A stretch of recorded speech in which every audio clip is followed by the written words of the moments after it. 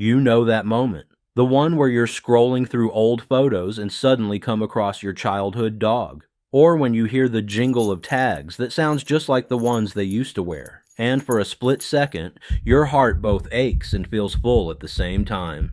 Have you ever wondered where they are now? It's a tough question, right? Especially when you've just lost your best friend. That empty dog bed in the corner. The way you still reach down to pet them when you're watching TV. It hurts because they weren't just a pet. They were family. You know what's crazy?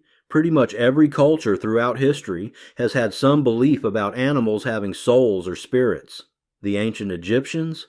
They'd mummify their cats and dogs to take with them to the afterlife. Some Native Americans believed all creatures had spirits that continued on. The Bible is full of animals and promises to make all new again. Maybe they were onto something.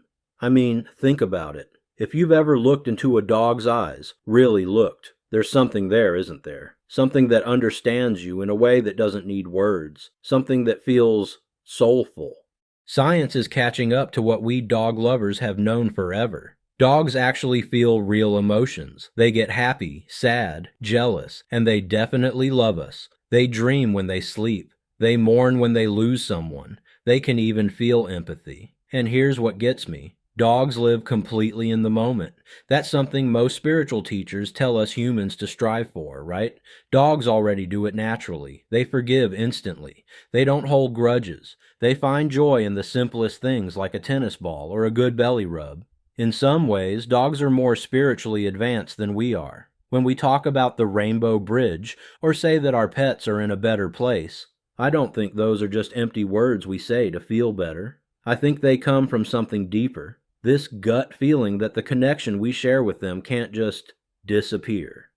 I lost my first dog when I was 12. My dad told me, the love you felt for Sam, that love still exists. It doesn't vanish just because he's not physically here. And you know what? That made sense to me, even as a kid. Maybe heaven isn't exactly like we see in the movies. Maybe it's not fluffy clouds and golden gates. But if heaven is where love continues, where souls find peace, how could our dogs not be there? I mean, who taught us more about unconditional love than them?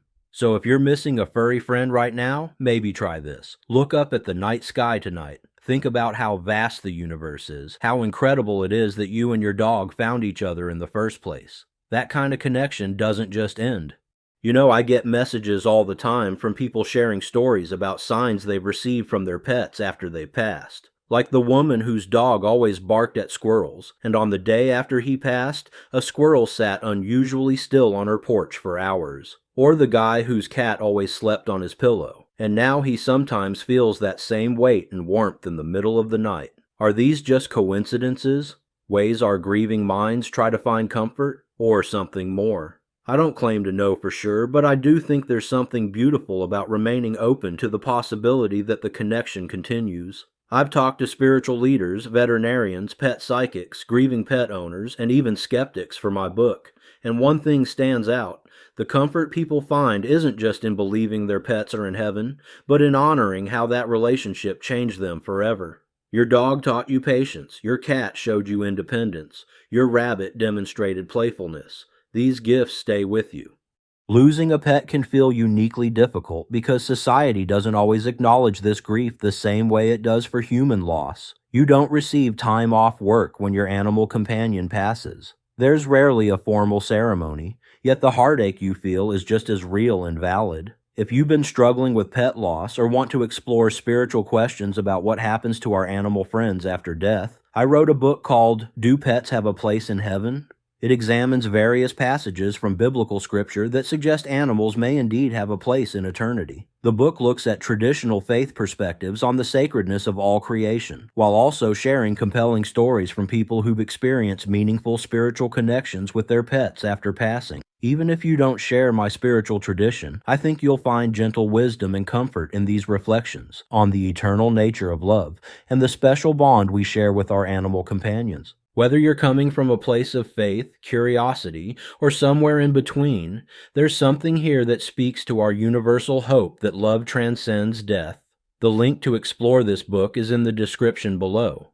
I wrote it because I believe these questions matter. The love we share with our animal companions is real and profound, and it deserves to be honored. Wherever they are now, I bet they're still wagging their tails, still looking at you with those same loving eyes. Because love like that, it's forever. Do all dogs go to heaven?